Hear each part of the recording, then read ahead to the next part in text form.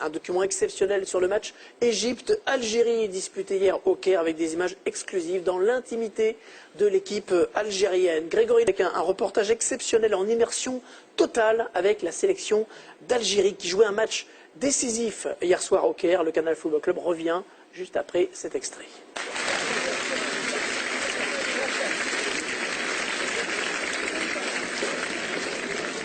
Comme par hasard, aujourd'hui il y a la sécurité.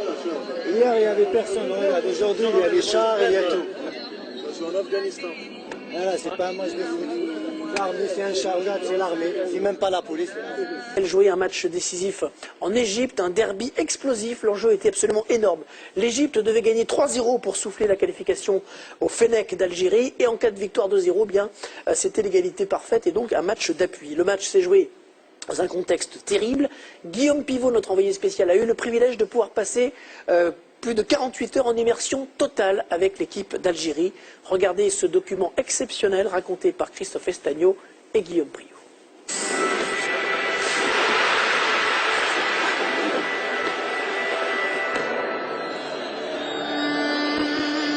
Joueurs, 40 millions d'Algériens et bien plus qu'un match de football. Toute l'Algérie est dehors actuellement en train de nous attendre et de nous supporter. Donc cette image elle est ancrée dans nos têtes pour fêter la victoire et la qualification Inch'Allah après le match. On n'est pas des joueurs, on est des ambassadeurs. Quand on voit qu'est-ce qui se passe, tu te dis c'est bon, c'est pas un match de foot, tu pars en guerre, on dirait... c'est les matchs qui parlent d'elles-mêmes, quoi. Jeudi dernier, au moment où l'équipe algérienne atterrit au Caire, tout semble pourtant si calme. Certains supporters posent devant les photographes. Des scènes de fraternité rassurantes entre deux nations qui partagent la même langue, la même religion. Nous sommes des frères pour toujours. Mais entre l'Algérie et l'Égypte se joue une unique place en Coupe du Monde, un ticket si convoité qu'il engendre les pires excès. Un piège se prépare. Des supporters égyptiens incontrôlables et des policiers débordés, incapables de protéger les Algériens. C'est la police qui a frappé là. Ils nous ont attaqués là. Au lieu de nous protéger, ils ont commencé à nous frapper. Ça se peut pas. Ça se peut pas. Moins d'1 kilomètre sépare l'aéroport du Caire de l'hôtel des footballeurs algériens. Un trajet à haut risque, filmé par l'un des joueurs sur son téléphone portable.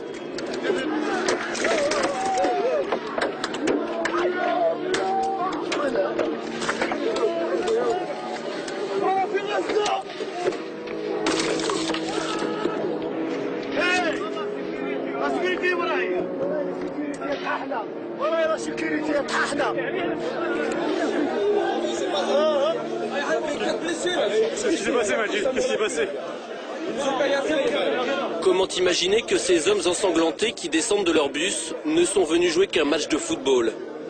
4 joueurs blessés. Et sur le coup, la colère qui monte.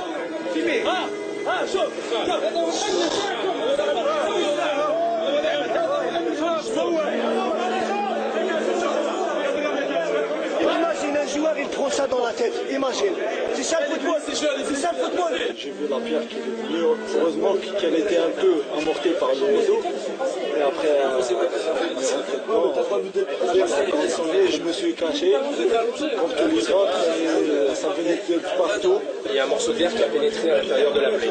On attend pour la structurer et qu'il y ait une constatation de la FIFA. Et après ils te disent, on est des frères. Quels frères? Ça c'est des frères? Regarde l'accueil. Quel accueil? Ils te disent l'Algérie. Quel accueil? Là en Algérie, on n'a touché personne en Algérie. Il n'y a personne qui t'est touché. Ça, parce que qui voit les gens, c'est pas un joueur des gens. Après ils te disent, on est des frères. On n'est pas des frères. On va la gagner. On va la gagner. On va gagner. On va gagner.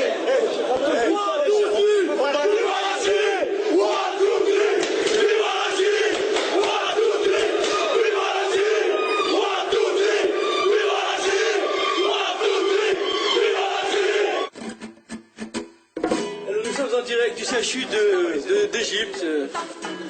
Doki, est-ce que vous pouvez nous parler de la blessure de certains joueurs? La vôtre d'abord. Elle est centrale au niveau du cerveau. Il faut commencer par elle. Le lendemain, dans l'intimité de l'hôtel, plus personne ne peut approcher. Ni supporters, ni journalistes, notre caméra est la seule acceptée. Loin du tumulte, les plaies ont été soignées, les esprits se sont apaisés. Je suis en train de me remonter le moral. J'ai failli pleurer hier, mais ça va là. Non, alhamdoulilah, tout se passe bien. Impeccable. Même avec un bras au moins, on va jouer. On aura plus de courage. Mais cet avant-match sera de tous les excès. Rafik Saïfi s'en rend compte une deuxième fois lorsqu'il s'aventure hors de l'hôtel. Comme par hasard, aujourd'hui, il y a la sécurité. Hier, il n'y avait personne. Aujourd'hui, il y a les chars, il y a tout. Je suis en Afghanistan. Voilà, c'est pas un match de foot. L'armée, c'est un chargeable, c'est l'armée. C'est même pas la police. Plus d'une heure et quart pour enfin atteindre l'immense stade du Caire et s'entraîner. Voilà.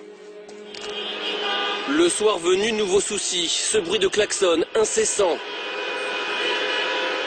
Est-ce vraiment un hasard? Il est bientôt 2 h du matin et puis ça continue. Hein. Il continue, il tente de déstabiliser par tous les moyens. C'est pas très beau, c'est pas très sport, mais bon. La vérité, elle se passera demain sur le terrain. Bonne nuit, on va aller se coucher. Ils ont arrêté de klaxonner. Tard dans la nuit, Antar Yahya, l'ancien joueur de Bastia, est presque au bout de ses surprises. Sûrement, l'Égyptien, il a dû prendre ma carte, il a démanié. Si devant la porte. J'étais mauvaise langue, pardon. Jour de match.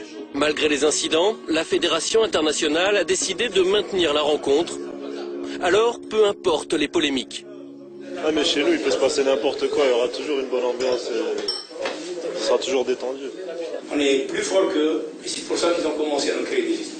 On savait qu'ils allaient nous faire tous les moyens pour nous déstabiliser. Vous êtes l'exemple, c'est l'Algérie qui joue. Et on doit donner un très bon exemple dans le comportement pour tout le monde. Y compris moi, parce que la dernière fois je me suis énervé. On va aller au match. On va les battre sur le terrain. Et là, on va leur démontrer, on va leur dire, voilà, nous on mérite d'aller au Coupe du Monde. On est prêt pour le match. La guerre.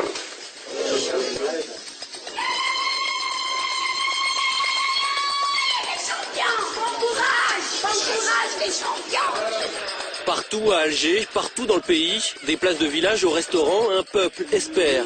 Devant les écrans, les Algériens n'entendront pas leur hymne, couvert par les sifflets de 80 000 Égyptiens.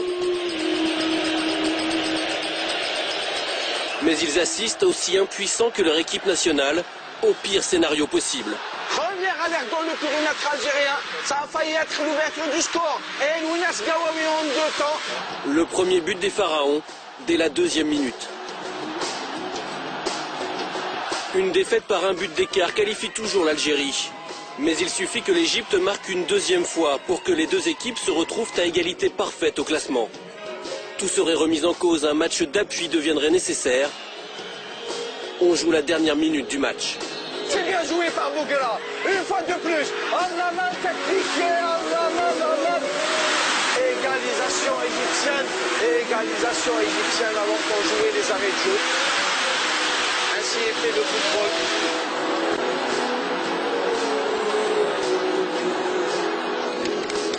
Pendant 95 minutes, l'Algérie a tenu cette participation au mondial qui lui échappe depuis 23 ans. Puis le piège s'est refermé. On joue comme des invalides de guerre, mais qui ont tenu leur rôle. Il faut vraiment les féliciter, ces garçons. On est fiers d'eux. Tard dans la soirée, dernier remerciement aux supporters venus les encourager. Une minute du bonheur. Mercredi au Soudan, sur terrain neutre cette fois, les Fennecs auront une 2e chance. Ça fait mal, c'est très dur à digérer, mais on n'a pas le choix. Hein. Il faut récupérer très vite. On part demain au Soudan et on va gagner au Soudan, Inch'Allah. Sur le chemin du retour, un éternel recommencement, de nouveaux jets de pierre.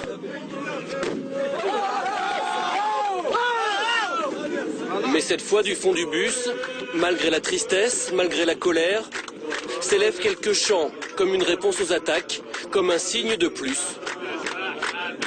que l'Algérie n'a pas renoncé.